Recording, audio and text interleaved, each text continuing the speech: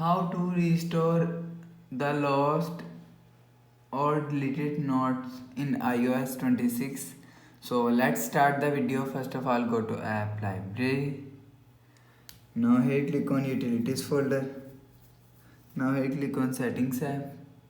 Now in settings, scroll down, click on general. Now here click on software update. Make sure your software update is latest iOS 26. So after, if it latest, go back to home screen, refresh phone and go to app library and click on productivity and finance folder and click on notes app. Now here go back, click on this icon. Now here you will see last option is recently deleted. So click on recently deleted. So if you want to restore,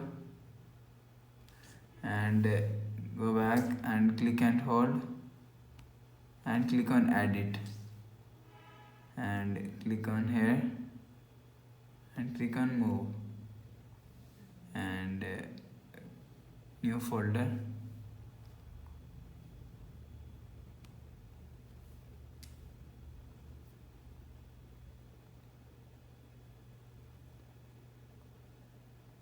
So click on save. So your recent read is saved here. So after the procedure, go back to home screen, refresh phone. So that's how you can restore the lost or deleted notes in iOS 26. Hope so you like the video. Thanks for watching.